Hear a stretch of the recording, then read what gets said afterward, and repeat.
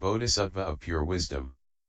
Then the Bodhisattva of pure wisdom rose from his seat in the midst of the assembly, prostrate himself at the feet of the Buddha, circled the Buddha 3 times to the right, knelt down, joined his palms, and said, "O world-honored one of great compassion!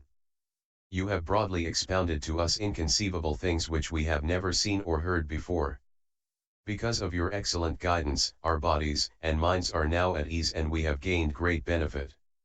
For the sake of all practitioners of the Dharma who have come here, please expound again the nature of the Dharma King's complete and fulfilling enlightenment. What are the differences in actualization and attainment between all sentient beings, bodhisattvas, and the world-honored Tathagata? Pray teach us so that sentient beings in the Dharma ending age, upon hearing this holy teaching, may follow and conform to it, be awakened, and gradually enter the realm of Buddhahood. Having said these words, he prostrated himself on the ground. He made the same request 3 times, each time repeating the same procedure. At that time the world-honored one said to the Bodhisattva of pure wisdom, "Excellent, excellent.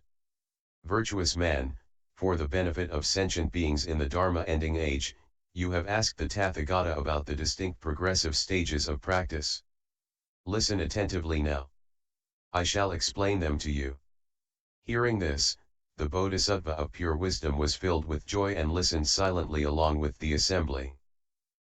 Virtuous man, the intrinsic nature of complete enlightenment is devoid of distinct natures as described before, yet all different natures are endowed with this nature of complete enlightenment, which can accord and give rise to various natures. 26 Since these two natures are non-dual, there is neither attainment nor actualization. In absolute reality, there are indeed no bodhisattvas or sentient beings. Why? Because bodhisattvas and sentient beings are illusory projections. When illusory projections are extinguished, there exists no one who attains or actualizes. For example, eyes cannot see themselves.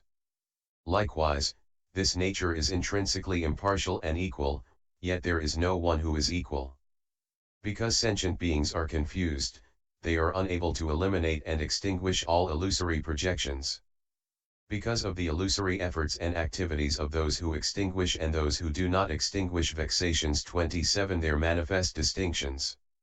If one can attain accordance with the Tathagata's quiescent extinction, there is in reality neither quiescent extinction nor the one who experiences it. Virtuous man, all sentient beings since beginningless time have deludedly conceived self and that which grasps onto the self, never have they known the succession of arising and perishing thoughts. 28 Therefore, they give rise to love and hatred and indulge in the 5 desires. 29 If they meet a good teacher who guides them to awaken to the nature of pure complete enlightenment and to recognize these arising and perishing thoughts, they will understand that it is the very nature of such rising thoughts that causes toils and anxieties in their lives. If, further, a man permanently severs all toil and anxiety, he will realize the Dharmadhatu in its purity. However, his undermining of purity may become his obstruction and he will not attain freedom and ease regarding complete enlightenment. This is called the ordinary man's accordance with the nature of enlightenment. 30. Virtuous man, all bodhisattvas realize that this very understanding is a hindrance. Although they sever themselves from this hindrance of understanding, they still abide in this realization. The realization of hindrance is yet another hindrance. Therefore they do not have freedom and ease. This is called the bodhisattva before the stage of the first Bhumi's accordance with the nature of enlightenment. 31. Virtuous man, attaining illumination and realization. 32 is a hindrance. Thus a great bodhisattva is constantly in realization without abundance, where the illumination and the illuminator simultaneously become quiescent and vanish. For instance, if a man beheads himself, there exists no executioner after the head has been severed. It is the same with eliminating various hindrances with a mind of hindrance. When the hindrances have been eliminated, there is no eliminator. The teachings of the sutras are like the finger that points to the moon. When one sees the moon, one realizes that the finger is not the moon. Likewise, the various teachings of all Tathagatas in instructing bodhisattvas are also like this. This is called the Bodhisattva above the stage of the first Bhumi's accordance with the nature of enlightenment. 33. Virtuous man, all hindrances are themselves the nature of ultimate enlightenment. Having a correct thought or losing it is not different from liberation. Conglomeration and dispersion of dharmas are both called nirvana. Wisdom and stupidity are equally prajna. The dharma accomplished by bodhisattvas and that by outer path practitioners are both bodhi. Ignorance and true suchness are not different realms. The threefold discipline of sila, samadhi, and prajna 34 and the three poisons of greed, anger and delusion are all pure activities.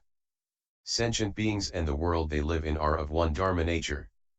Hells and heavens are all pure lands. Regardless of their distinct natures, all sentient beings have intrinsically accomplished the Buddha path. All vexations are ultimate liberation. The Tathagata's ocean of wisdom, when compasses the whole Dharmadhatu, clearly illuminates all phenomena as empty space. This is called the Tathagata's accordance with the nature of enlightenment. Virtuous man, all bodhisattvas, and sentient beings in the Dharma-ending age should at no time give rise to deluded thugs. Yet, when their deluded minds arise, they should not extinguish them. In the midst of deluded concepts, they should not add discriminations. Amidst non-discrimination, they should not distinguish true reality. If sentient beings, upon hearing this Dharma method, believe in, understand, accept, and uphold it and do not generate alarm and fear, they are in accordance with the nature of enlightenment.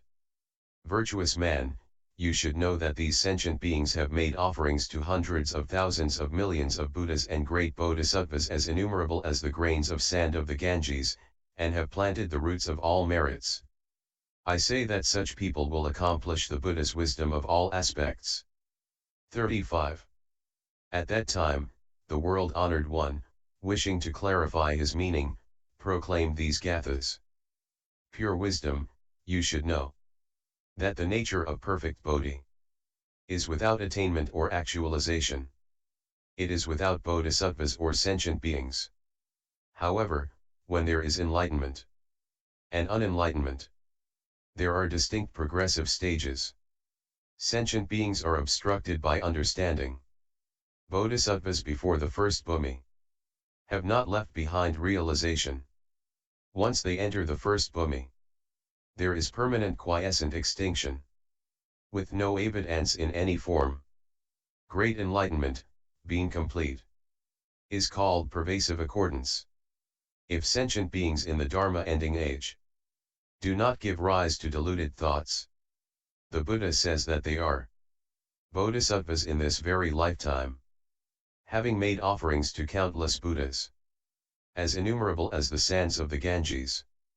Their merits are perfected, though expedients are many. All are called in accordance with wisdom.